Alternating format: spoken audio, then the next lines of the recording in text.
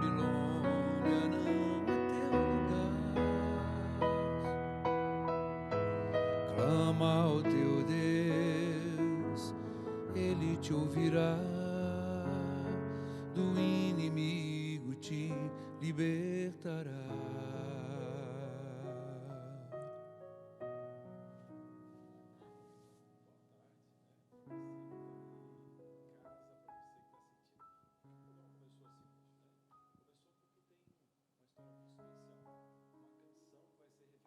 Você. Tá chegando o som aí? Agora sim. Foi até expectativa não sair a nossa voz também. Você deve estar se perguntando em casa, por que o programa começou assim? Com essa música tão linda, esse clássico tão especial, porque hoje nós queremos também mostrar os bastidores da construção da música de uma vida.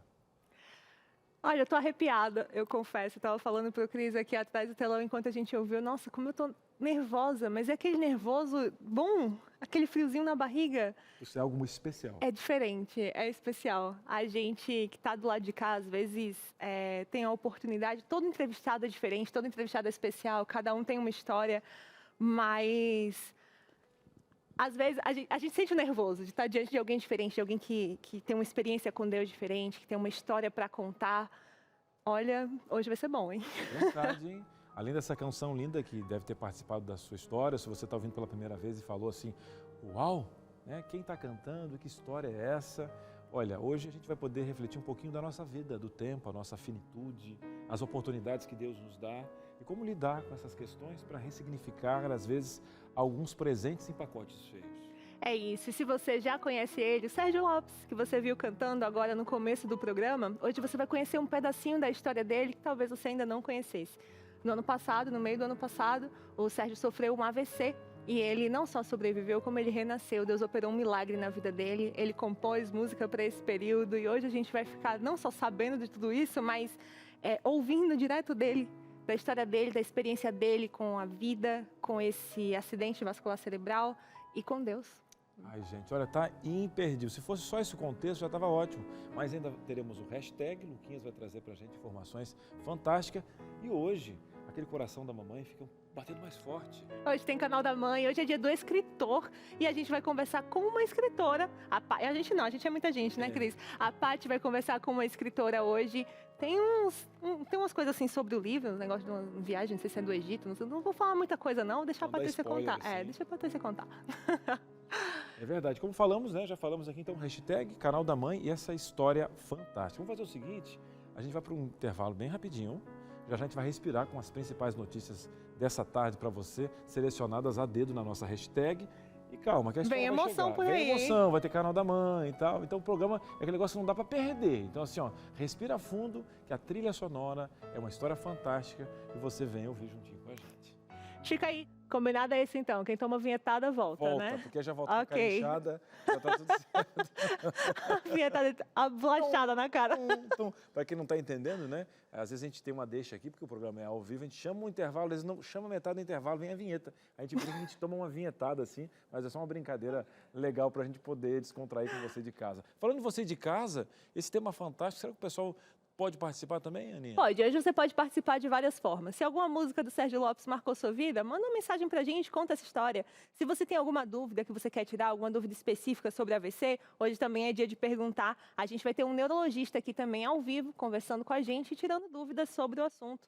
Hoje dá para participar de todas as formas. Se o programa está te emocionando, está de alguma forma impactando sua vida, mudando sua vida, manda mensagem pra gente, vai aparecer aqui no Carlinhos. Eu não falei para você que ia valer a pena esse Entre Família 2.0? Você vai ter informação, história fantástica, neurologista, música, Patrícia aqui com o Canal da Mãe falando com a escritora. Gente, tá esse aqui é um programa que realmente é a família. Sabe aquela conversa da tarde que você falou de 500 coisas? É o Entre Família, mas com qualidade. E de imediato já podemos ir para as notícias já? Podemos. O Lucas Nascimento já está pronto. Não estou muito acostumado com esse negócio de chamar ele de Lucas Nascimento, tá? O Lucas Iago já está pronto. Vamos lá com o quadro hashtag.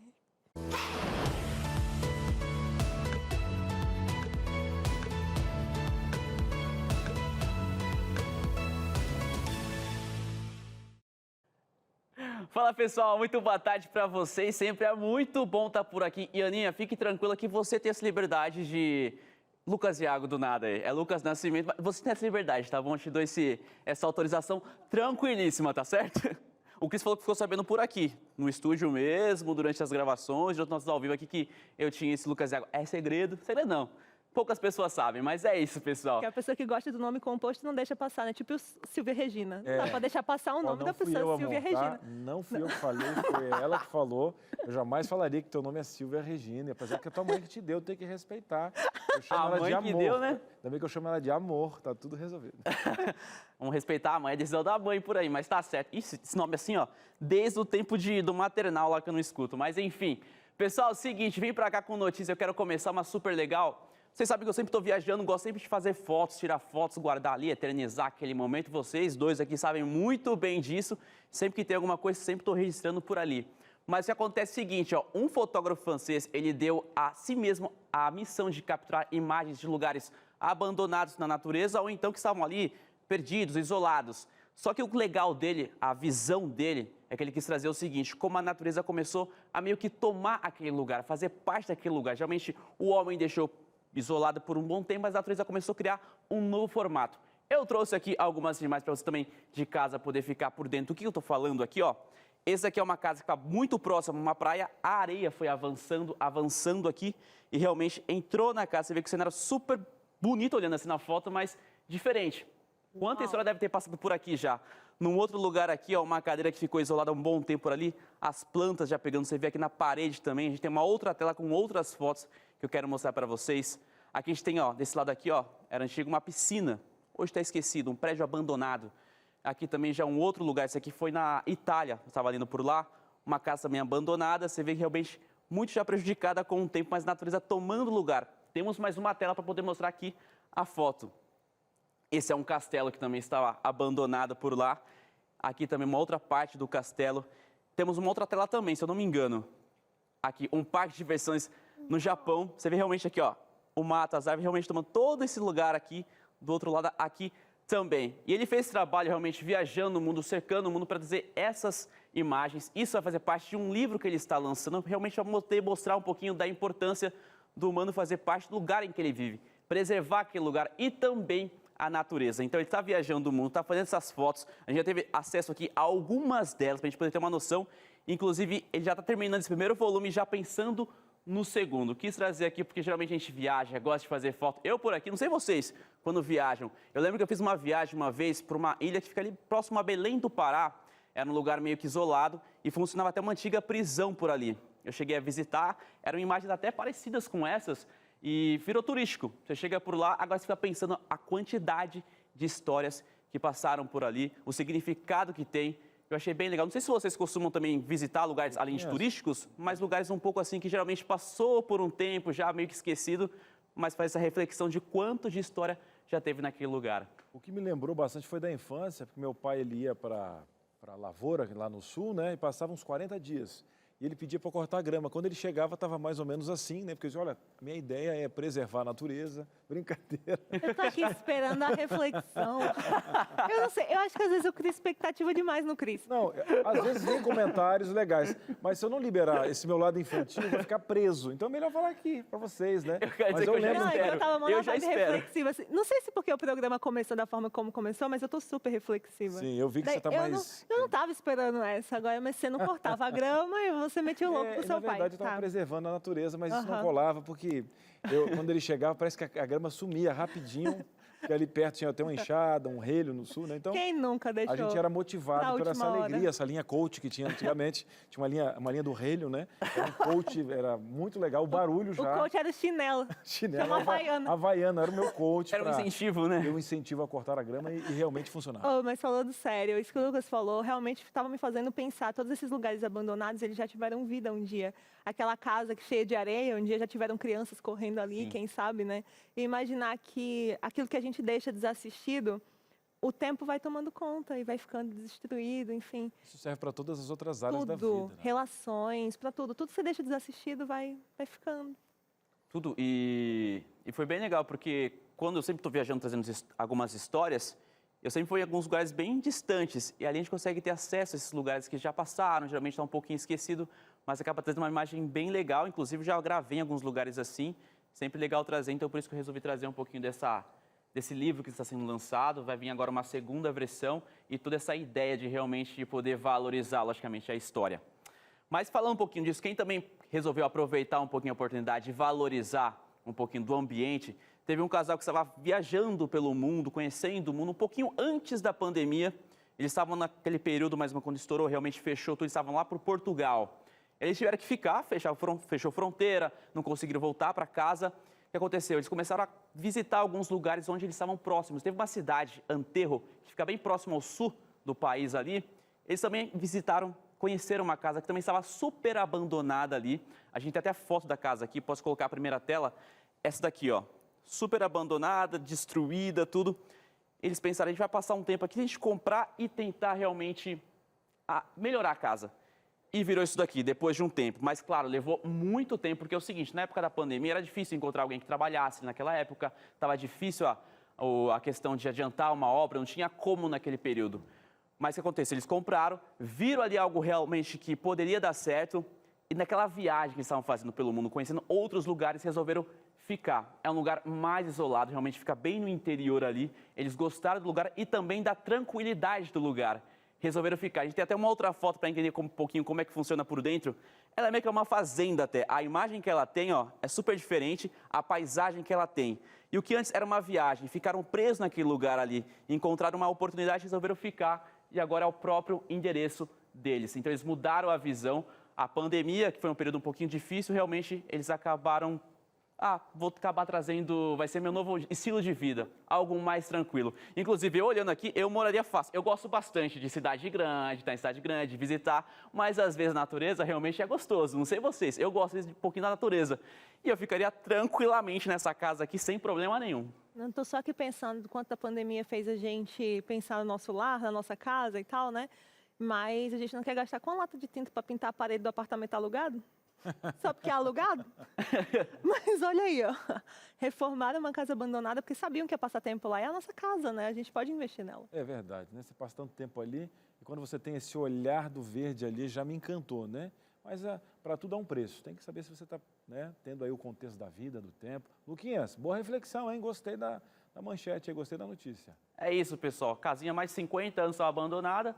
Fizeram uma reforma e agora realmente é o endereço deles. Pessoal, é isso. A hashtag de hoje fica por aqui, mas claro que amanhã estou de volta com muito mais para você. Olha só, o hashtag acabou, mas tem mais um monte de coisa para acontecer nesse programa hoje, né? Tem canal da mãe, que hoje é dia do escritor, e temos o nosso super convidado aqui com a gente para contar a história dele, não é isso mesmo? Verdade. Você de casa já pegou o programa? Cris, eu até agora, eu estava fazendo aqui, arrumando a louça e tal. É tanta coisa que vai acontecer nesse programa. Calma, olha só, abrimos o programa, já teve hashtag com as notícias. E olha, temos canal da mãe já, então a gente vai falar sobre o dia do escritor. A Patrícia está apresentando esse momento, você sabe que ela vem aqui sempre trazer prepara um momento especial. E a gente tem uma história fantástica, que a gente já começou com uma trilha sonora, com uma canção que fez parte e faz parte da vida de muitas pessoas, uma canção usada por Deus nesse momento. Nós temos um cantor que veio trazer uma música de uma história do coração, Aninha. Bem-vindo, Sérgio Lopes, que está aqui com a gente hoje. E eu já falei que era dia do escritor, ele é compositor também, né? Não deixa de ser escritor. O Sérgio é um cantor evangélico brasileiro, nasceu em Campina Grande, então nordestino como eu. Mas casualmente eu escrevi 2 livros mesmo. Escreveu 2 livros mesmo? Escrevi um livro chamado Poemas e Crônicas, o Observador da Vida. Esse livro, 5.000 exemplares foram vendidos para Saraiva. Vocês lembram da livraria Saraiva? Sim. Agora não tem mais, né? Esses 5.000 livros na Saraiva não durou 3 meses. A gente está com muitos escritores aqui. E escrevi um livro também chamado Cantores Evangélicos, O Sucesso e o Altar, que foi lançado pela livraria Alfalite, do Rio de Janeiro. Tem esses 2 livros. Então você não errou na. Não, é escritor de mais de uma maneira. Não só de melodias, músicas, enfim, mas de livros mesmo. Ele compõe, aqui está na minha fichinha dizendo, eu confirmei com ele, gente, desde os 12 anos de idade. E ele está acompanhado, não só o Rodrigo, que está aqui para tocar o piano, né? Mas o Fábio também, não é isso? Que está por aqui. Deve dar tá dando um tchauzinho ali para mim nos bastidores. São os 2 fiéis escudeiros que sempre viajam contigo. Seja bem-vindo. Obrigada por estar aqui com a gente. Obrigado, Ana. Obrigado, Cris, também. Muito bem, Sérgio. A gente prometeu uma história, o povo de casa aqui confia, né? Porque nos dá o prazer de todo dia ter um cantinho no sofá, lá em casa, né? E a gente viu também a emoção que a gente estava, essa música também toca muito a Aninha, porque ela começou a cantar sua canção ontem já. Aham, eu fechei o programa cantando. Começou aqui cantando e tal. Foi tão bem quanto ele, não, mas eu me tinha esforcei. cantado, nesse tempo, 4 anos que eu conheço a Aninha, nunca cantou. É sinal que tem um contexto especial.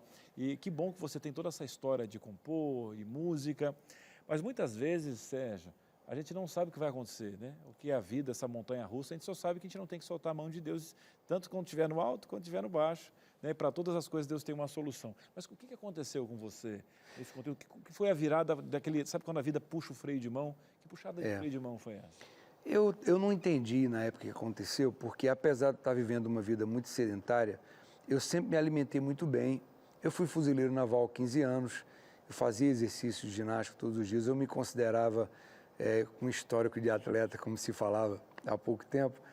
E na época que aconteceu o AVC, o que tinha de irregular na minha vida é que eu estava dormindo pouco e me alimentando muito na rua, porque eu estava com uma agenda tão cheia que eu cantava de manhã, de tarde, de noite e de madrugada. Eu estava numa campanha política. Então, eu corria de um lado para o outro, não dormia direito, não me alimentava bem. E no dia que aconteceu o AVC, foi um caminhão de entregas que fez uma entrega no endereço errado, foi tocar na minha casa. O material não era para minha casa, era para outra casa, o cara tocou na campainha errada. E eu tinha lido algumas semanas antes que na minha idade, a gente já passou dos 40 já há um tempo, é bom, ao se levantar da cama, não se levantar bruscamente. Sentar um pouco, deixar passar 30 segundos a 1 minuto e depois você se levanta. Curiosamente, no dia que aconteceu o AVC, quando o caminhão buzinou lá fora e eu acordei assustado, eu pulei da cama. Eu pulei da cama e corri, fui lá fora para saber o que era, porque estava buzinando no meu jardim. E falei que não era, o endereço não era o meu, o caminhoneiro foi embora. E quando eu voltei para o quarto, já voltei sentindo os movimentos da fala prejudicados e a perna direita se arrastando. E eu imediatamente botei uma roupa, corri para o hospital. E em menos de 20 minutos eu estava no hospital. O hospital fica próximo, 200 metros da minha casa. Sérgio, a gente vai dar uma pausa na história. Deixa aqui para o próximo bloco. Você está vendo aí que de cara ele já percebeu a seriedade do que estava acontecendo, né? Sentiu os movimentos ali faltarem e já reconheceu que era algo que precisava que ele se dirigisse para o hospital. Tem muito mais para a gente conversar com o Sérgio aqui hoje, não só sobre o que aconteceu naquele dia em que a entrega errada tocou a porta dele, mas sobre o que vem depois. Tem neurologista para explicar o que é um AVC e por que sentir os movimentos pararem realmente deve levantar nosso sinal de alerta. Não sai daí não, que a família está só começando. Muito bem, estamos de volta aqui no Entre Família. É um prazer estar com você na sua tarde, né? Para você que nos recebe em outro país, né? Já aí, ó, comecinho da noite, outro fuso horário. É muito bom ter a sua companhia. E no Brasil, de norte a sul, de leste a oeste, eu digo para você, no intervalo fiquei assim, quando a nossa colega aqui, ó, do ladinho, teve que parar aquela história, não foi pelo tempo, tá? Porque eu também fiquei assim... Quando chegamos juntos com o Sérgio no hospital, entendemos um pouquinho da gravidade do que ele estava passando, né? Demos graças a Deus. Foi difícil cortar, eu vou te contar. Porque o hospital ficava pertinho de casa, mas eu quero que o Sérgio dê continuidade para a gente. Sérgio, continua a história para a gente mergulhar um pouquinho no que você estava passando. Quando eu cheguei no hospital, eu fui colocado num quarto individual e me deram alguma coisa que eu acho que foi aspirina. Mas eu percebi que os movimentos estavam ficando cada vez mais difíceis. Eu alertei a enfermeira, ela foi chamar um médico, o médico veio me examinar. Pouco tempo depois eu fui saber que, pelo tempo que eu cheguei no hospital, poderia ter sido aplicado alguma coisa chamada trombolítico, alguma coisa assim, que não foi aplicado. E realmente foi se agravando. Os movimentos foram ficando cada vez mais fracos, até que eu fui transferido, no meio da tarde, para o Instituto do Cérebro, fica no centro do Rio. E lá eu fui cuidado pelo Dr. Paulo Niemeyer. Fiquei 2 dias naquele hospital. Não se estabilizou quando eu cheguei no hospital, no Instituto do Cérebro, mas ali eu já estava com comprometimento na fala, não conseguia falar, e com o braço direito e a perna direita completamente paralisados, né? E isso foi voltando alguns dias depois. E eu tive que entrar num trabalho também, recebi alta 2 dias depois, voltei para casa e comecei um trabalho muito intenso de fisioterapia e fonoterapia para conseguir a recuperação dos movimentos. Eu queria voltar no momento em que você percebeu que levantou rápido demais e que aquilo ao voltar para a cama, tinha te gerado algumas sensações. Você tinha ideia de que isso podia ser um AVC? Não. Eu achei que era um problema só de pressão alta. Eu achei que era só isso. Eu medi minha pressão, estava 14/9, e eu fui para o hospital achando que era um problema de pressão alta, achando que era somente isso, que a minha pressão estava muito alta. Lá que eu fui começar a perceber que se tratava de um derrame, de um AVC. Os médicos te explicaram? Não. Só no segundo hospital aqui foi diagnosticado o acidente vascular. O pessoal de casa acabou recebendo uma foto do Sérgio, né? Estava ali, abriu na nossa televisão para você entender um pouquinho. E eu imagino que, ao olhar para essa foto, Sérgio, como é que você lembra quando você recebeu a notícia mesmo, sabendo da sua agenda? Normalmente esse tipo de pessoa é mais inquieta, né? Não gosta de ficar em casa e tal. E aí você tem está passando por um problema que literalmente puxa o freio de mão e você fica amordaçado àquela situação inicial, porque você quer fazer algo e o corpo não corresponde. O que passou, o que passa, eu acho que em 2 minutos passa uma vida inteira, passa um filme para frente, algumas perguntas, porque normalmente a pessoa que também é inquieta já pensa a curto, médio e longo prazo em fração de segundo. O que passou na sua cabeça? Nesse momento da foto, eu estava sendo transportado de ambulância do primeiro para o segundo hospital. Nos momentos de consciência que eu tive ali naquela ambulância, antes de você me ver nessa foto, porque nessa foto eu já estou adormecido, já estou apagado, eu achava que eu não voltaria mais. Eu achava que eu estava me despedindo e nessa hora foi feito um vídeo dentro da ambulância e nesse vídeo eu falei com uma voz muito enrolada, mas eu consegui me fazer entender. Eu disse: para mim o viver é Cristo e o morrer é lucro. E apaguei. E eu achava que realmente era a última coisa que eu estava falando na vida, né?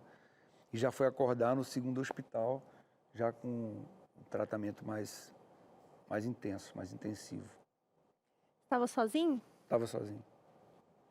Eu tô tentando imaginar o que seria acordar depois de achar que não acordaria mais. Como que foi essa sensação? Foi uma sensação muito boa. Apesar das limitações, de eu perceber que estava assim, sem um dos lados funcionando e sem conseguir falar direito. Mas ter acordado naquela hora foi uma surpresa para mim, que eu achei que eu não acordaria. E ali que começou um processo íntimo com Deus. E nós começamos a conversar naquele hospital, como durante todo aquele tempo, naquela correria, naquelas andanças, naquela campanha que eu estava fazendo, eu não tinha tempo para parar mais, para orar, para meditar, para ler a Bíblia, não tinha tempo de comunhão mais, era só campanha, cochilar um pouquinho, começar campanha. E acho que ali no hospital Deus me parou um pouco para a gente conversar. E dessa conversa minha no hospital com Deus, surgiu um novo Sérgio Lopes. Eu tenho certeza disso. Uma nova visão de vida. Cris, eu queria que você aí de casa prestasse atenção numa coisa. A gente que está do lado de cá não é mais ser humano do que você, não é mais super-humano, não é mais crente, mais cristão, mais pecadores iguais. E o fato de ser um pastor, um apresentador, um cantor e compositor com carreira consolidada e músicas inspiradíssimas, não faz com que a gente não seja suscetível, que não possa acontecer da gente se ver distante de Deus. Mesmo numa rotina em que parece que a gente está tão perto. Você estava cantando muito, talvez como nunca na carreira, né? Exatamente. Cantando muito das músicas que um dia Deus concedeu para você em composição, em momentos de intimidade. E como isso pode, às vezes, ficar dissociado do significado. As músicas perdem significado e a gente está fazendo as coisas ali na correria, a gente vem, a gente apresenta, a gente prega, e não tem mais significado. E um momento como esse é que faz a ficha cair. Nossa, eu pensei que eu estava perto, mas como eu estava longe. Como estava longe, exatamente. Essa foi a conversa que eu tive com Deus no hospital. Foi exatamente essa. Eu pensei que eu estava tão perto do Senhor. Eu estava tão longe. Então agora a gente está com esse momento aqui. Foram momentos especiais. E o que eu achei legal também é que Deus é amor, né, o tempo todo. E naquele momento, o que te traz para a consciência é o Espírito Santo. Ele que conversa com você, porque ele é o Paráclitos, o Consolador. E você viu nessa questão de intimidade, ainda assim, gratidão. Que não é uma revolta específica, é, poxa, peraí, o porquê das coisas, né? Eu acho que, eu queria te perguntar, porque em alguns momentos a gente pergunta por quê, mas quando o Espírito Santo nos abraça, às vezes mesmo no meio das sequelas, ou do caminho, ou das pedras que vão fazer parte de um processo para nos melhorar, faz parte desse processo de santificação, a gente encontra o eis-me aqui. Aí eu queria te perguntar, Sérgio, esse novo Sérgio, ele veio com mais porquês ou mais eis-me aqui? Mais eis-me aqui, com toda certeza. Muito mais eis-me aqui. E aí, qual o teu olhar para a vida agora? Porque eu fico imaginando, né? Quando a gente está ali, você entregou para Deus, você falou que era lucro, a morte, porque morrer em Cristo é lucro mesmo. Aí disse, olha, eu ganhei agora, consegui para a prorrogação, né? Consegui para a prorrogação. E aí você conseguiu empatar ali, né? Deus conseguiu empatar com você para você ir para a prorrogação. E Deus às vezes permite que a gente tenha essa sensação, né? Porque todo dia é prorrogação, gente. A misericórdia de Deus se renova a cada manhã, todo dia é prorrogação. Só que quando a gente não tem uma doença, um evento como esse, a gente vai passando por cima dos dias como se o amanhã fosse nosso. Como se o jogo Ele não não fosse é. acabar finito aqui, né? E aí eu queria te perguntar o que você fez com esse lucro real, palpável. Você, olha, peraí, Tem projetos que são projetos muito positivos, pessoais, que a gente tem para a nossa vida, mas que a gente quer tanto aquilo que a gente esquece da nossa condição de discípulo. Muitas vezes, discípulo é aquele que está subalterno ao seu mestre, de perguntar para o mestre, esse é um caminho que eu devo fazer? E eu não fiz isso. Eu não fiz essa pergunta. Eu entrei num caminho sem consultar o mestre. E o que eu extraí de tudo isso que aconteceu comigo é que todos os passos que eu tenho que dar na minha vida, a partir de então, eu vou consultá-lo, eu vou perguntar para ele, eu vou pedir um sinal, se é isso que ele quer para a minha vida, se ele quer que eu faça isso, se ele quer que eu faça aquilo. Se eu não tiver um sinal dele, se eu não tiver um vá, eu não vou, eu vou empacar. Porque essa experiência negativa que eu tive foi justamente por ter tomado uma decisão sem consultá-lo, sem conversar com ele. Eu tomei a decisão porque era um projeto meu, era uma satisfação minha, um desejo meu. E Deus tinha projetos maiores para a minha vida. Deus tinha projetos maiores e melhores. E eu deveria ter consultado ele antes de mudar o rumo. Eu me senti como Jonas, que Deus deu a ordem para ele ir para Nínive e ele, por conta própria, resolveu ir para Tarsis, né? Aí foi engolido pelo peixe, né? Então, aquele hospital para mim, aquele Instituto do Cérebro para mim, foi a barriga do peixe. Foi eu, Jonas, dentro da barriga do peixe ali, e Deus me falando, o caminho não é esse, o caminho, eu te mandei para Nínive, vai para Nínive, não vai para Tarsis. Então, é a consciência de que eu tenho que consultá-lo desde então, dessa experiência, para todas as decisões que eu vou tomar na minha vida. Isso é muito forte aqui na minha cabeça agora. Aninha, Cris, você... eu quero saber depois que ele saiu do peixe, mas vamos deixar um pouquinho. Eu quero entender assim, saiu do peixe, foi em direção a Nínive. Eu quero saber essa retomada para o ministério daqui a pouquinho. Certeza. Mas você tinha prometido algo mais aqui nesse bloco. Eu ia falar contigo que você que é o especialista em falar que Deus dá presentes em pacotes feios, né? É verdade. E eu não consigo parar de pensar isso enquanto escuto o Sérgio. E vem da experiência com Deus também reconhecer que esses obstáculos, essas coisas que acontecem, podem surtir gratidão e experiência com Ele de maneira mais profunda. A gente vai dar uma pausa aqui com o Sérgio, só para trazer um neurologista aqui para o nosso assunto, para você entender de que barriga do peixe, que boca do peixe é essa que a gente está falando. É algo sério, gente. Ter o Sérgio aqui conversando com a gente, eu imagino que sem sequelas, a gente vai ter a chance de conversar sobre isso daqui a pouco, tendo voltado a cantar, a falar, com os movimentos das pernas, dos braços, não é algo que a gente vê sempre quando um AVC acontece, porque o AVC é algo grave. E quem está com a gente é o Dr. Denis Birman, ele é neurologista, tem residência médica, como eu falei, neurologista, e pós-graduação em medicina do estilo de vida. Então, tudo a ver aí também, para ele explicar, o que o Sérgio estava falando em relação à alimentação, à rotina extremamente estressante, corrida, falta de atenção aí com aspectos básicos como dormir e de que maneira isso pode ter favorecido com que o AVC acontecesse, né? Isso, bem-vindo, Denis. Muito obrigada por estar aqui com a gente. Obrigado, é uma honra, né? Agradeço pelo convite, né? E estou aqui acompanhando com vocês a história do Sérgio, né? Não é porque a gente é médico, é neurologista, que a gente passa a não se compadecer com esse tipo de história.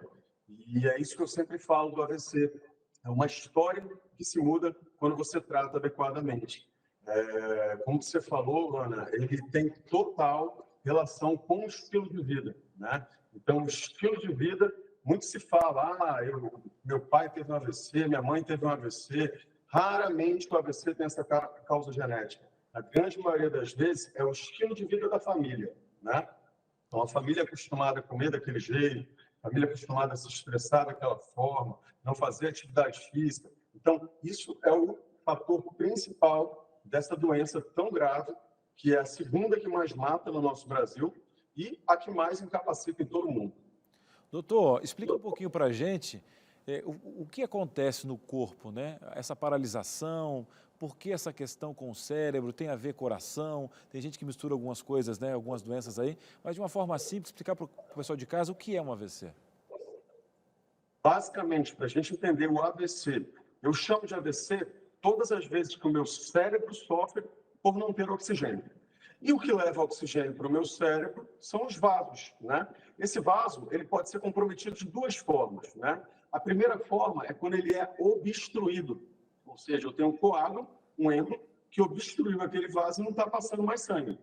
Esse a gente chama de AVC isquêmico e é responsável por 85% dos casos de AVC. E o segundo caso é o AVC hemorrágico, em que aquele vaso que está levando o sangue com oxigênio para o cérebro estoura, né? Extravasa o sangue e não consegue chegar nele. Esse responde por 15% dos casos. Então, basicamente, AVC é toda vez que uma parte do meu cérebro não recebe oxigênio e morre. Uma pequena parte do cérebro morre, né? Isso que eu ia perguntar para ti é sobre a questão da gravidade. Os isquêmicos tendem a ser menos graves que os hemorrágicos. Como que funciona isso? A gente tem aí na tela agora para você entender a diferença entre o isquêmico e o AVC hemorrágico. A diferença entre o bloqueio e essa veia que sangra, né? Que estoura, enfim, por falar de maneira leiga.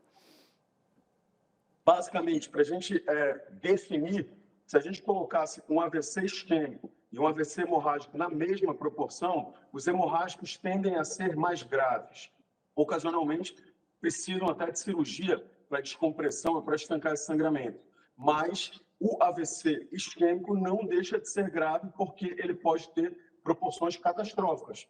O caso aí do Sérgio, muito provavelmente, eu acredito, eu não conheço o caso, mas ele deve ter tido um trombo, um êmbolo, que chegou numa artéria chamada artéria cerebral média esquerda, que é responsável pela fala e por todo o movimento do lado direito. Esse tipo de AVC, no caso do Sérgio, provavelmente um êmbolo deve ter saído, porque ele não teve tratamento com trombolítico, como ele falou.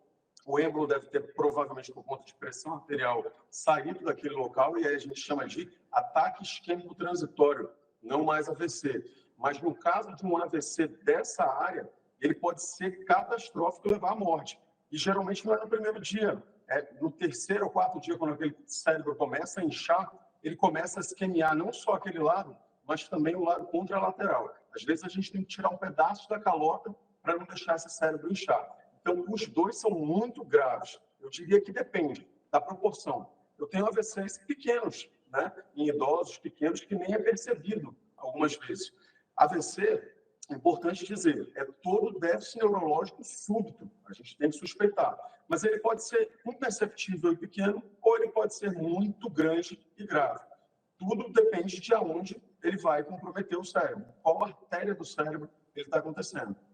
Doutor, diante dessa questão ampla, né, de cada contexto de gravidade, ele sempre deixa sequelas, mesmo pequeno? Como é que funciona essa questão do corpo? Regenera algo? É uma área que vai reequilibrando, volta, regenera? Como funciona? Quando a gente fala, essa é inclusive uma diferença entre o AVC, acidente vascular cerebral, e o AIT, ataque isquêmico transitório. Quando ele é AVC, ele sempre vai deixar uma parte do cérebro, que aquela artéria nutria, comprometida. Uma área do cérebro que a gente chama de malácia, mas é uma área do cérebro que morreu.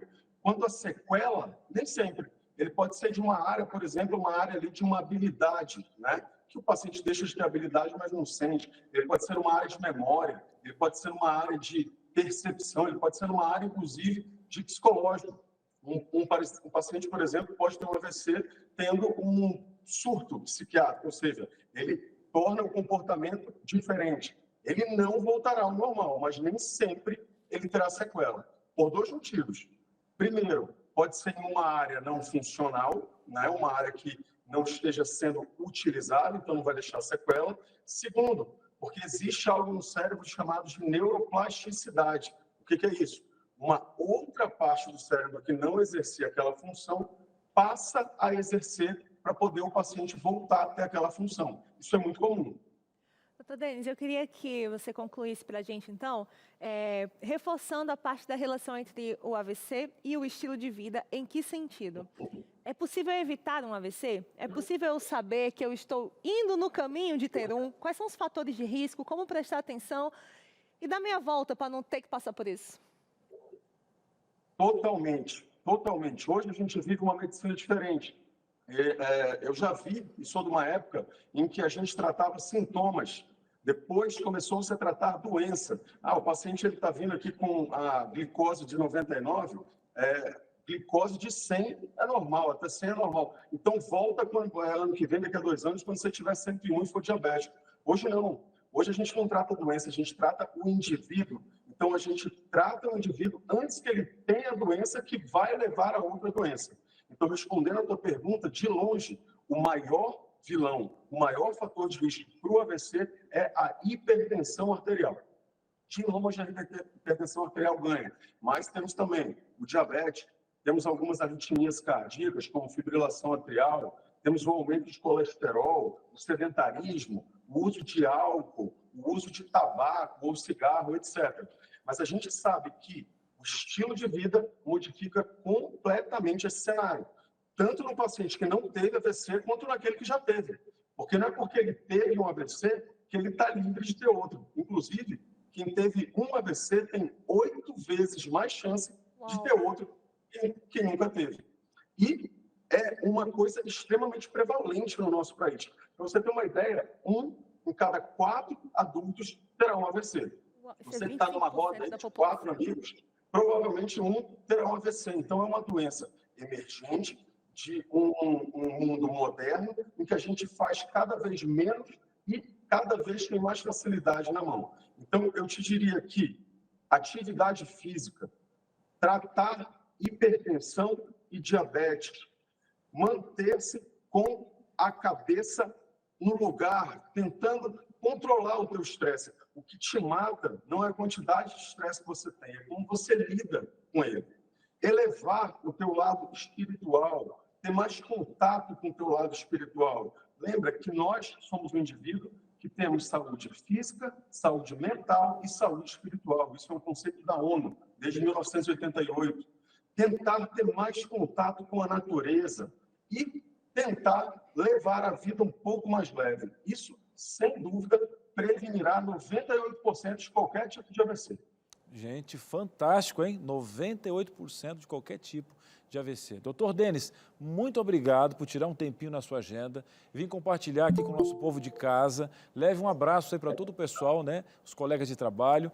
E em uma outra oportunidade, por favor, vamos nos falar pessoalmente aqui no nosso estúdio. Né? Presencialmente. Eu gostei demais do doutor aqui, tenho certeza que vai ser um ganho muito especial para a gente tê-lo aqui no nosso estúdio pessoalmente. Um grande abraço, viu, doutor?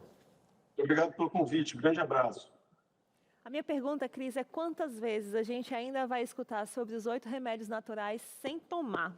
Ignorar, Que né? teimosia, rapaz. Olha, agora, faltava pouquinha coisa agora, o exercício não falta mais. Estamos aqui, ó. Né? Tá muito de parabéns. Então, ó, focando lá todo dia, não é fácil. Mais de parabéns que isso, só se a gente chamar intervalo. É, porque tem canal da mãe ainda hoje.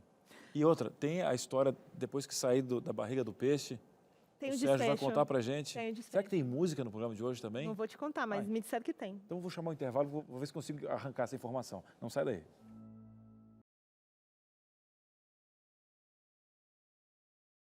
Você de casa, acho que meu áudio não está funcionando. Que a gente tem que esperar. Eu vou falar em Libras no dia do livro. Pode ser Libras, pode ser mímica também. Pode ser mímica também, Patrícia. Mímica pode Vou chegar perto do Cris. Posso? Ela faz e você traduz, Cris. Aqui, ó. Vai. Ela fala e você traduz. Vai, Paty. Calma. E aí? Eu quero saber o seguinte, quando Traz a mãe... aqui, Não, aqui. aqui, ó. Quando a mãe aqui, ó. Quando a mãe tá no parquinho e falta a voz, faz o quê? Canal da mãe. Isso. Pede ajuda para os amigos, para resolver. Agora sim, muito boa tarde para vocês. Não, Ainda continua ainda não. sem áudio. Vai ter que ser a mímica hoje. Cara, Funcionou? hoje- Yay. Chegou no bastão ou chegou no normal? Chegou para onde, Tatiana, diretora? Vai lá, pode falar, Patrícia, tá liberada. Boa tarde, gente. Olha, problemas técnicos, né? E a gente tem que aprender a sentar num banquinho e fingir que tá tudo No bem, braço do né? sofá, Na que se verdade, fosse na sua assim, a casa, mamãe você não sarada, deixava. né? Que eu tô apoiando numa perna só. Tu ia deixar o menino Mas sentar no vamos braço lá. do sofá Tô desse aqui jeito que o na tua Piper mão? patrocina academia para ela, né? Ela patrocina ela para ter que fazer academia para segurar numa perna só. Isso aí. Chama a vinheta, vai, para eu Então, me assim, recompor. Olha, faltou a voz, mas não faltou vontade. Vinheta aqui a gente tem, pode rodar.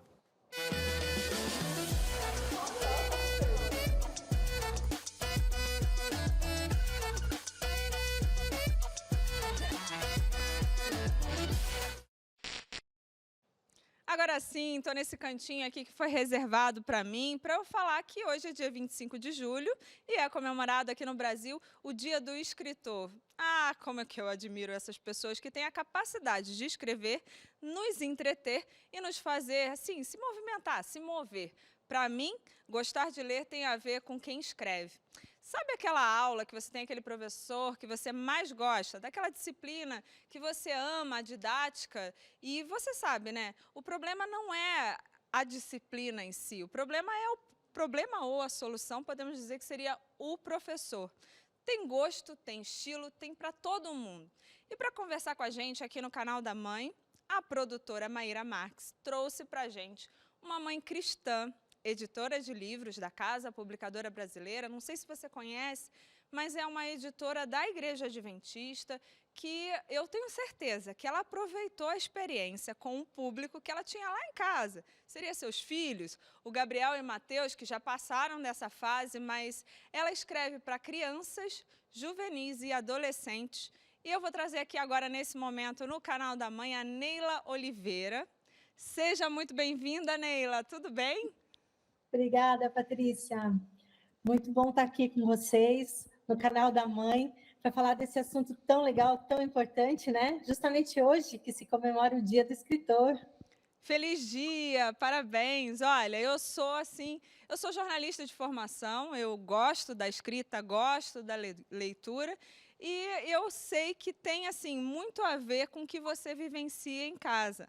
Conta pra gente, assim, você trabalha na editora há mais de 35 anos e agora você tem vários livros, né? E eu queria que você me falasse um pouquinho dessa linha de pensamento, seu objetivo de escrever livros voltados para esse público, né? Infanto-juvenil. Conversa pra gente, fala pra gente sobre isso.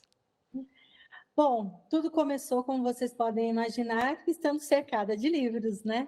Normalmente um escritor, ele nasce por conta da leitura. Então, no meu trabalho, eu estava já muito habituada com a leitura, foi algo que eu sempre gostei, desde pequena. Meu pai já trabalhava na editora, no departamento de acabamento, então ele sempre estava levando livros para casa. Então, isso foi algo que me estimulou muito quando eu ainda era uma juvenil, uma adolescente. E depois, trabalhando, né, com os livros aqui, eu sempre tive muita vontade de transmitir esse conhecimento e, inclusive, despertar nas crianças a curiosidade, a vontade de querer saber mais. A forma mais simples de fazer isso é escrevendo. Você mesma mencionou, né, a questão aí, se eu tive um laboratório em casa, tive esse laboratório, porque os meninos, né, agora já são moços, o mais velho está com 24 anos, o mais novo está com 19, mas eles foram o meu laboratório. Tanto é que as fases assim que eu escrevi, os livros, foi bem ligada à fase, à idade em que eles estavam. Então, eles foram, assim, meu laboratório. Eu escrevia os capítulos, reunia comigo, sentava e conversava. Certo. E agora você está com um lançamento pela Casa Publicadora, vamos falar aqui um pouquinho, Embrulhado para Presente, histórias reais de dois irmãos que amam Jesus. Será que esses dois irmãos são o Gabriel e o Mateus? São sim, Patrícia. Eu escrevi essas histórias, são cerca de 30 histórias ali, bem curtinhas, com experiências do dia a dia deles. E no começo eu achei que eram assim experiências engraçadas, né? Se você me permitir, eu queria contar uma delas. Por favor. O Gabriel, quando ele tinha uns 4 aninhos, mais ou menos, nós tivemos uma situação triste, a perda de alguém, e enquanto estava acontecendo a cerimônia, meu pai foi dar uma volta com ele, assim, pelo cemitério. E na compreensão dele, aquelas fotos que ele via ali, né, nos túmulos, representavam pessoas importantes, né? E ele olhou assim para o meu pai e falou: vovô, eu estou triste porque eu não estou vendo aqui a sua foto e da mamãe, que para ele eram as pessoas importantes, né? Então, como você abordar a questão da morte, às vezes uma coisa que é tão difícil para a criança assimilar, com o que está passando pela cabeça dela? Então, eu aproveitei algumas experiências assim para poder contar, né, para o público e também tirar alguma lição dessas experiências passadas com os meninos. Que demais, né? Quer dizer, uma parte que a gente fica... Como é que a gente vai contar sobre isso, sobre a volta de Jesus, ou sobre aquele momento? E o cemitério em si não é lá, né? Essa coisa que você vai ficar, olha, que é um lugar legal para você passear, e aí a criança vira, cadê essa foto aqui, vovô? Crianças são fenomenais, não é verdade? Eu ri assim, né? Mas era nesse sentido. Agora, conta para mim, Neila, você é mãe, né, dona de casa, tem toda essa... Esse aqui é um momentinho para a gente abrir nosso coração, né? Uhum. Então, vamos pensar, como é que você faz, como é que você se organiza para se manter falando sobre essa mensagem que a Casa Publicadora possui, e ao mesmo tempo ser a mãe do Gabriel. Eu sei que um deles, agora eu não sei se é o Gabriel ou se é o Mateus. Fala para mim. Tem um canal no YouTube que vocês contam histórias, né? Tem uma lição, um guia de estudos para adolescentes, e ele participa junto com você. Até entrei lá, dei uma olhadinha, e eu acho que eu conheço teu esposo, na verdade, o teu cunhado. É bem possível, porque nós estamos, assim, toda a família ligada com, se não na área de publicações, nós temos também parentes que estão ligados à comunicação de alguma forma. E o Mateus, é o filho mais novo, ele tem 19 anos, e no ano que teve a pandemia, um pouquinho antes de fecharem as igrejas, ele falou: mãe, eu queria muito ter um canal para a gente estudar a Bíblia com os adolescentes. E foi ideia dele, eu apoiei, e eu comecei então a participar com ele, e hoje já tem quase 3 anos, né, que o canal foi aberto, já tem mais de 6.600 inscritos, e toda semana a gente estuda um trechinho, um pedaço da história bíblica, então tem sequência, então isso tem assim atraído bastante adolescentes de uma forma assim diferente, né, de estudar a Bíblia, mas é um canal que a gente viu que foi um meio também de alcançar as pessoas, especialmente na pandemia, né, porque elas estavam mais habituadas ali com o vídeo. Então, mas tudo começa com um texto, né? Um texto que a gente prepara, que a gente produz, escreve e depois a gente transmite isso. Tá certo. Olha, eu queria que você deixasse um recadinho. Como que as mães que nos assistem agora podem, de alguma maneira, adquirir esse livro? Mas eu queria que você deixasse uma mensagem final, e nesse meio você já finaliza falando do contato e tudo mais, sobre como mães, a gente consegue incentivar os filhos à leitura, à escrita, esse contato aí com esse imaginário que faz tanta diferença na vida das pessoas, principalmente nessa fase, né, infanto-juvenil. Bom, o livro, né, não só esse, mas os outros também que eu escrevi, eles podem ser adquiridos pelos canais da Casa Publicadora Brasileira. Então, isso é simples, né, tem ali os canais de atendimento, cpb.com.br, você entrando ali, você já tem. E a dica que eu daria, assim, para os pais, né, especialmente as mães, é que elas aproveitem ao máximo as fases que os filhos estão se desenvolvendo. E a leitura, ela pode fazer parte de cada fase da criança. Na verdade, a leitura, ela não é apenas um recurso, uma ferramenta para desenvolver a cognição da criança, as habilidades da criança. A leitura, ela é um instrumento de conexão. Então, quando isso acontece, é muito bom que as famílias, elas tomem tempo intencional para a leitura, que elas criem, né, na rotina da criança um momento para a leitura. Importante que a família esteja junta, que a família leia um livro, que é um momento só ali quando eles estiverem juntos em família. Cada um pode ter as suas leituras, mas que isso seja um programa da família. A gente percebe que isso depois ajuda nos vínculos mesmo familiares, né? Como ele disse, os meus meninos já estão moços hoje, mas nós somos muito ligados ainda com essa questão da leitura. Mesmo quando a família está toda reunida em casa, sempre tem aquele gostinho de, o que a gente vai ler agora que a gente está junto, né? Então, é um estímulo, né? Não apenas para que a criança tenha o seu desenvolvimento, ela alcance o seu potencial de desenvolvimento, mas também para criar essa conexão. Deus, ele escolheu esse método, né? De contar histórias para manter essa relação com seus filhos, com o seu povo. E isso é algo que a gente pode copiar, um modelo que a gente pode copiar, porque dá certo em família. Neila, muito obrigada pela sua participação. Obrigada a você que está aí em casa, está assistindo a gente. Dá uma entrada lá no site cpb.com.br.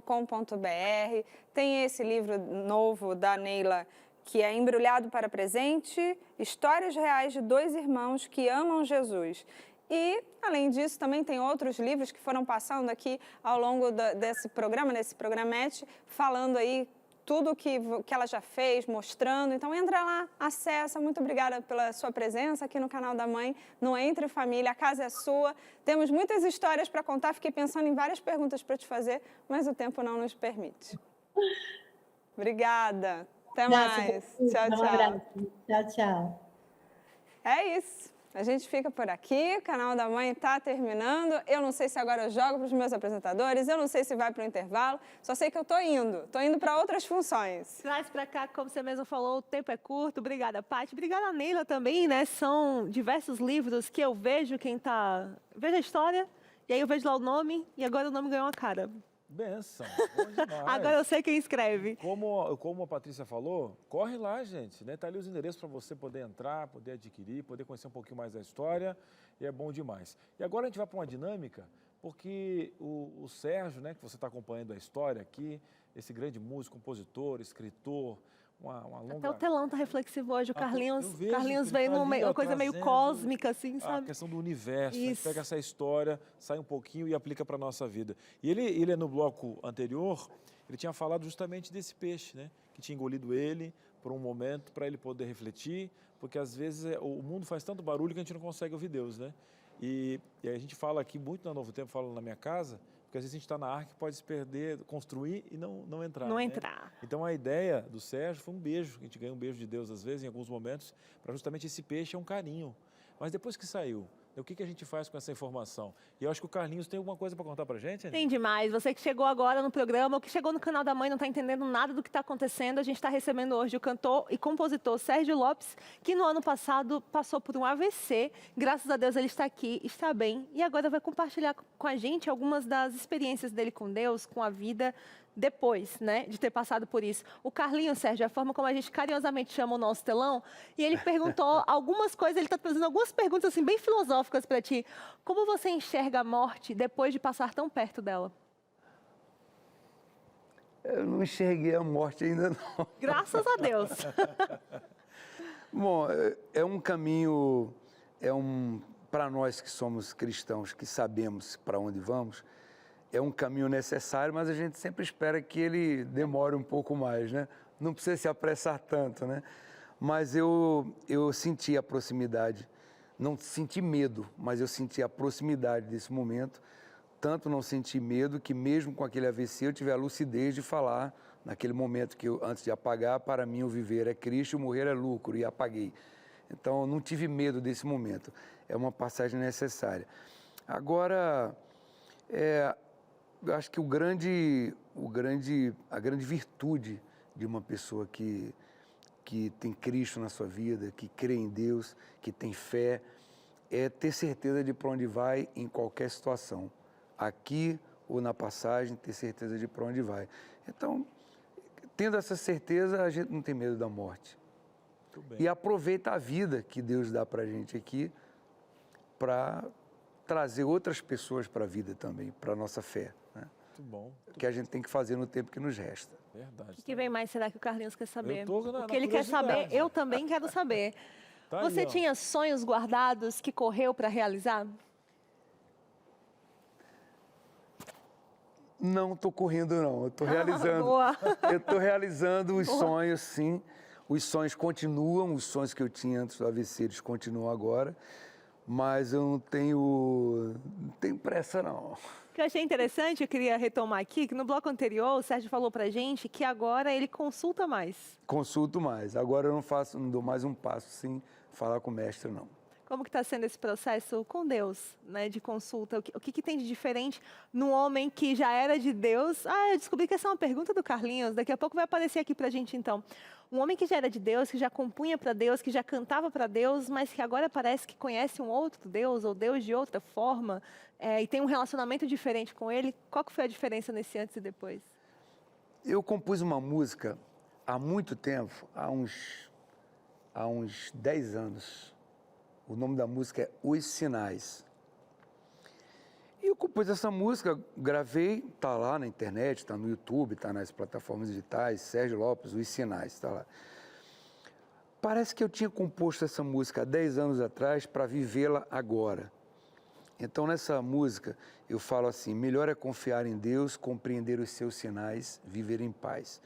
Eu nunca tinha prestado atenção na letra dessa música. Depois do AVC, eu passei a viver mais essa música. Quando eu falo para vocês que daqui para frente eu não dou mais nenhum passo sem consultar a Deus, é justamente esperando que Ele me dê sinais. Melhor é confiar em Deus, compreender os sinais. Ele sempre dá sinais para a gente, para onde a gente deve caminhar. Ele dá os sinais dele. Na época que eu tive AVC, eu não estava atento a esses sinais. Eu estava disperso. Agora eu estou mais ligado. Eu vou esperar os sinais de Deus para os passos que eu vou fazer. Muito bem, gente. Está aí a questão toda de ouvir Deus, né? Passar tempo com Deus. Sim. Enoque passava tempo com Deus e essa é a ideia de não saber o dia de amanhã. Então hoje é dia de louvar. E outra, no tempo certo, não precisa se apressar. Olha, eu estou vivendo os meus sonhos, mas não estou correndo. Não estou correndo. Olha o presente. Correr gera estresse. Olhar não é bom, a não. vida. E o Carlinhos não está correndo, mas está trazendo mais perguntas. O que significa a família para você agora, né? A família é a base psicológica principal do homem, né? A gente tem Deus como prioridade na nossa vida, que controla tanto a nossa vida material, a nossa vida espiritual. E a família é a nossa base aqui na Terra, é o que nos dá, é o aconchego, é o conforto, é a segurança que a gente sabe que tem um lugar para onde ir, sabe, um lugar que a gente cuida e é cuidado. A família é a base da vida cristã. Quando uma coisa como essa acontece, e recentemente aqui eu compartilhei que o meu esposo sofreu um acidente de carro, e assim como o Sérgio, quando você passa perto de uma coisa que tinha tudo para ser grave e não é, a gente é obrigado a reconhecer o tamanho do milagre, e foi o que aconteceu com ele.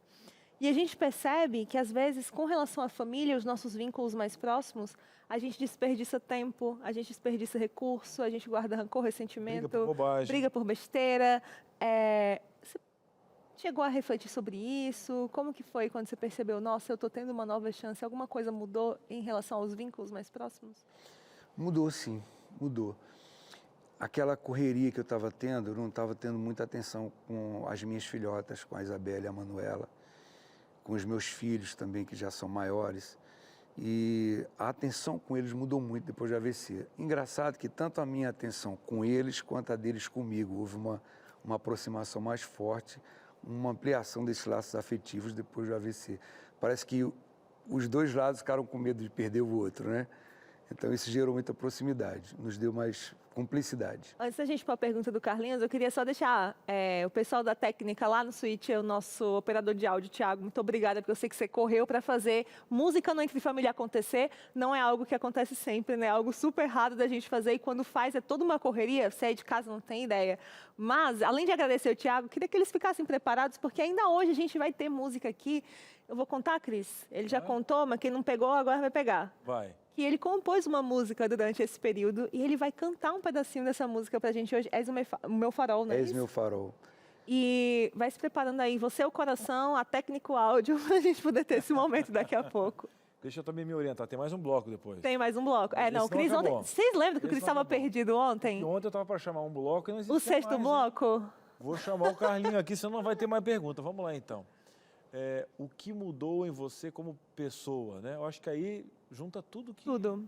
Um bem bolado aí de tudo. Bem bolado, né? Porque a visão... Veja bem, mesmo sem a pressa de realizar os sonhos, o que mudou como pessoa é que a gente valoriza mais as relações interpessoais. A gente para de pensar no... Eu estava, por exemplo, pensando num projeto político, que não é um ser que sente, é um projeto que não tem vida. E a gente passa a pensar mais nas coisas vivas, nas coisas que nos trazem afeição, nos trazem afeto, que são as relações familiares. Tem alguma coisa que te irritava antes e que agora você tolera um pouquinho mais?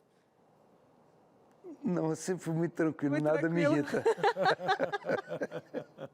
Nada me irrita, não. Agora, o que Olha irrita aí. a diretora, a gente não chamar intervalo. Ai, Minão, já ela tá demais aqui nesse ouvido. Ela tá Intervalo, cuidando, intervalo, tá intervalo. cuidando por quê? Para ter música, para ter certinho a nossa finalização, para entregar para o Vida e Saúde. Então é o seguinte, para o bem da humanidade, um breve intervalo e a gente volta já. Estamos de volta com Entre Família e eu estava aqui refletindo e uma das perguntas que eu fiz para o Sérgio, está aqui contando para a gente sobre a experiência dele com Deus e ao ter passado por um problema grave de saúde, foi se ele estava sozinho no hospital.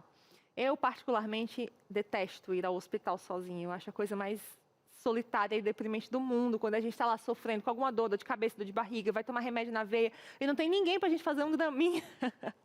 Falando sério, gente, quando a gente está numa situação ainda mais difícil do que essa, não é uma dor de barriga, não é uma dor de cabeça, é a solidão de não saber se a gente vai ficar com alguma sequela de alguma coisa, ou de ter recebido um diagnóstico de uma doença rara, de uma doença que a cura é mais difícil, ou precisa de um longo tratamento, como é o câncer. Você já passou por isso? Alguém da sua família já passou por isso? E você se sente sozinho porque você não sabe com quem falar, porque parece que ninguém entende sua dor? Se ver sozinho numa cama internado não é uma coisa fácil. Mas sabe o que tem de mais interessante, mais profundo nisso tudo? Que mesmo quando a gente está lá na barriga do peixe, a gente não está sozinho. E aqui nessa revista, a revista Deus Me Ouve, a gente tem a oportunidade de refletir juntos sobre algo profundo, fantástico, uma ponte criada por Deus chamada oração. Não importa onde você está ou as escolhas que você fez que te levaram, de repente, a uma cama de hospital, ou que te levaram a passar por um acidente, por uma experiência de perda, ou se alguma coisa aconteceu com você que você não esperava, que você não tinha controle, enfim. Nos nossos momentos mais difíceis, nos nossos momentos mais solitários, aqueles em que não adianta a gente falar com ninguém, porque parece que ninguém acessa, Deus te ouve e Deus acessa. Deus me ouve? É a pergunta dessa revista. Eu vou adiantar a resposta para você. A resposta é sim, Deus te ouve. E aqui você vai ter a oportunidade de refletir um pouco sobre como se reconectar com Deus. Ao orar, como posso ter a certeza de que Deus está me ouvindo, já que a oração é essa janela para o céu? Em que condições a minha oração é ouvida? Será que existe isso de condições para Deus me ouvir? Essa revista vai de graça para você. É só você pedir para a gente no WhatsApp, DDD 12 98244 4449. Ou você pode também ligar para a gente no DDD 12 21 27 31 21. Ou escreve para a gente, novotempo.com/escola bíblica, clica lá, faz seu cadastro. Não esquece de dizer que viu a revista Deus Me Ouve aqui no programa Entre Família. Combinado? É de graça, essa revista já foi paga pelos Anjos da Esperança. Não é isso mesmo, Cris? Você estava aqui refletindo sobre esse negócio de solidão, de falar com Deus. Verdade, que momento forte, né? E como é bom a gente poder refletir sobre isso. Eu quero perguntar para você, às vezes você está no trânsito às vezes, e aí alguém corta, né? Corta a sua frente. Você sabe com quem você está falando? Com quem você está falando? Quem nós somos? Hã? Eu digo que eu sou um subtreco de um subtroço. Deus que me chama de menina dos olhos. Ele que me dá essa condição. Eu quero dividir com você agora o Salmo 103, 15 e 16. Quanto ao homem, os seus dias são como a erva, como a flor do campo, assim floresce. Passando por ela o vento, logo se vai e o seu lugar não será mais conhecido. Nós somos como pó, né? Nós temos ternos diferentes aqui, mas o mesmo salário, 24 horas por dia, e às vezes a vida tem que puxar o freio de mão para mostrar que nós somos finitos. E Deus nos dá um beijo no rosto e diz: filho, acorda, olha para o lado, olha o filho que eu te dei, olha a vida que eu te dei.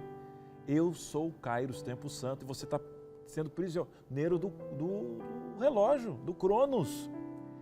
Não foi Deus que criou a maldade, nem Deus está querendo te castigar, né? Esse é um mundo de pecado, ele vai voltar para acabar com esse mundo de pecado e te trazer uma nova vida. Você aceita esse Cristo, ele quer enxugar as suas lágrimas, como fala aqui, ó, Apocalipse 21, 4. Ele enxugará dos olhos deles todas as lágrimas. Não haverá mais morte, nem tristeza, nem choro, nem dor, nem AVC, nem despedidas. Ah, você não conseguiu, seu marido não venceu o AVC, você perdeu um filho. Jesus morreu para matar a morte. E essa é a nossa esperança. Eu quero dizer para você que existe algo muito maior do que o fedor desse mundo aqui. Jesus morreu por você. Ele deu a vida para que você viva eternamente. Aí você pergunta, você sabe com quem você está falando? Com uma criatura que foi amada por Deus, um Deus que se entregou, que se fez carne para morrer por mim, para que possa me adotar novamente como filho e como filha. Você é filha de Deus. Por mais que o mundo fale que você não é, por mais que você esteja num lugar escuro, você não está sozinha. É só falar, Pai, eu quero ficar perto de você. E não importa o lugar, Ele vai estender a mão e vai te abraçar como sempre. Você acredita nisso? Olha, às vezes vão vir desertos, mas é no deserto que a gente sente sede de uma água especial que vem do trono de Deus. E termino com Isaías 40:31. Mas os que confiam no Senhor recebem sempre novas forças, voam nas alturas como águias, correm e não perdem, andam e não se cansam. É para você essa promessa. Que Deus te abençoe e que todos os problemas e cicatrizes lembrem que você não é daqui e que Cristo está com você. Eu oro por você. Posso orar? Você ora por mim e Deus age por nós. Amém, amém. E a gente prometeu e a gente vai cumprir, né, Sérgio? Conta pra gente sobre essa composição que você fez durante esse período, o que ela significa para você, e pode cantar. Durante aqueles dias terríveis lá naquele hospital, em que eu me senti como um náufrago no meio de um oceano, era assim que eu me via, numa noite escura, náufrago. E quando os movimentos começaram a voltar, minha voz começou a voltar, eu vi como se fosse uma luz no fim do túnel. Aliás, uma luz não, um farol, num lugar seguro na terra. E eu no meio daquele oceano olhava para aquele farol. E à medida que os movimentos foram voltando, eu estava me sentindo sendo recuperado, indo em direção ao farol. E eu fiz essa música chamada Eis Meu Farol, a partir dessa visão que eu tive de mim mesmo ali no hospital. És meu farol, se eu naufragar na escuridão do oceano meu, me aventurei, não te escutei quando chamaste por mim. Sou tão difícil, devo admitir, e agora sou eu que chamo por ti. Eu me perdi, vem me ajudar. Quero encontrar o caminho de volta aos teus braços e me envolver nesse abraço. Mais uma vez, és o meu Pai, cuida de mim. Sara as feridas que eu trouxe, machucam a alma, me faz renascer. Se eu naufragar, és o meu farol.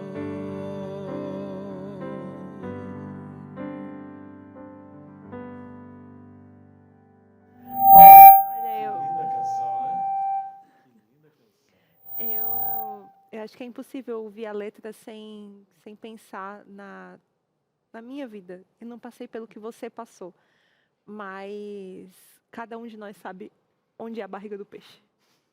E é ali que a gente se sente abraçado também. Entende que muitas vezes, né, eu preciso de alguns desertos. Mas essa letra mostra, né, que a gente tem que estar em direção ao farol. Não existe vida sem Deus, né? Tem gente que tenta achar uma outra margem do rio, mas não, Ele é a vida, né? E muitas vezes a gente pode se acostumar com tão pouco com esse mundo aqui. Eu digo sempre que eu comparo esse mundo, porque quem mora no interior é aquela cordinha que se amarra na vaquinha para tirar o leite, e ela cai ali, tem tanta sujeirinha, a gente pode se prender tanto aqui, e às vezes a gente precisa ser sacudido, para dizer, opa, você não é daqui, eu tenho um céu para você, tenho algo muito maior. Então, às vezes, Deus fala, eu prefiro te machucar do que te perder. Eu prefiro te machucar do que te perder. Não é que Deus criou o mal, nem nada disso. Mas as permissões dele são, como está escrito lá em Apocalipse, eu repreendo e disciplino aqueles quanto amo. Então, às vezes, a gente aceita os pacotes feios, mas com presentes bonitos dentro, porque a gente entende um Deus que ama e que, às vezes, precisa chamar a nossa atenção, trazer a gente mais para perto.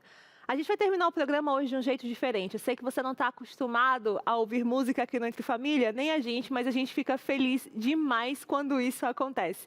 Cris, eu e você vamos fazer o seguinte, a gente vai fazer a chamada do dia seguinte agora, vamos avisar o que tem amanhã, depois a gente vai deixar o Sérgio cantando aí até a Tatiana mandar parar. Ele pode cantar as músicas inteiras, pode cantar em pé, pode ser assim? Estamos combinados? Você que conhece o Sérgio, conhece a música O Amigo? Conhece? Ele pode cantar pra gente? Depois que ele terminar O Amigo, ele canta o Lamento de Israel de novo, até acabar o programa. Amanhã, Cris, a gente vai falar sobre o dia dos avós. Olha, Mãe e pai com açúcar. Vou fazer o seguinte, hein? Amanhã eu tenho um compromisso. Eita, quem que vem? Eu vou mandar o vovô Guga aqui no meu Mentira, eu vou lugar. apresentar o programa com o vovô Guga. Ele topou, tem que ver agora se a Ana vai topar, porque ela também é diretora. Não, eu super aceito apresentar o programa Porque com o eu não vovô. posso, mas aí eu já mandei um representante. Tchau, Cris, vai embora. Fechou? Tchau. Então, amanhã não estarei aqui. O vovô Guga vai estar por aqui, você vai conhecer o meu vovô. E aqui, olha, ele está sempre puxando sardinha para a Aninha, então, ó, Esse é o vai fofa. se dar super bem, a gente vai falar sobre os avós e tal. Eu vou acompanhar depois de casa Combinado. o vovô. Foi bom demais esse programa com você hoje. Obrigada pela reflexão. E com vocês agora, Sérgio Lopes.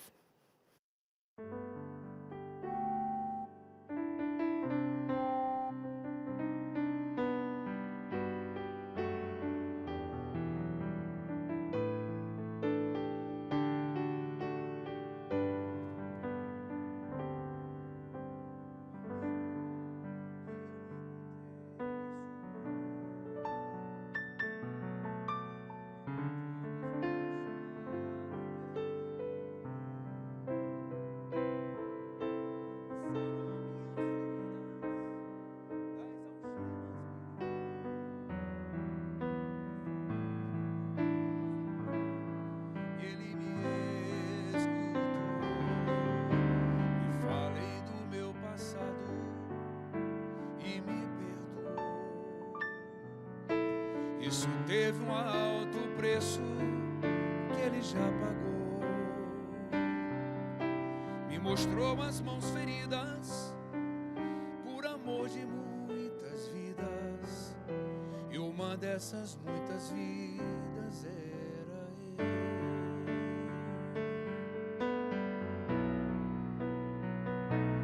Quem nesse mundo amor tão grande pode ter, de entregar a própria vida sem temer? Quem já sentiu a dor de ser cravado em uma cruz, pagando pelos erros que não cometeu, e olhar nos olhos de quem tanto mal lhe fez, e sem ressentimento oferecer perdão? Quem pode ser melhor amigo que um Senhor, que pelo servo a própria vida renunciou? Quem pode ser melhor amigo que um Senhor, que pelo servo a própria vida renunciou?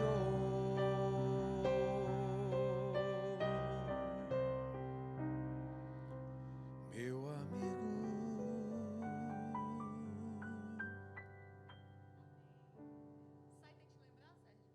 claro.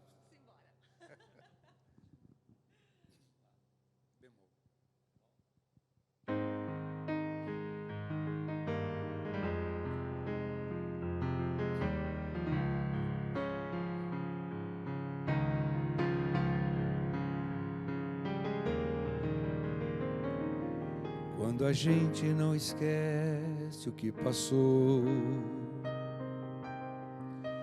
e não sente força pra recomeçar, e reclama com o próprio coração,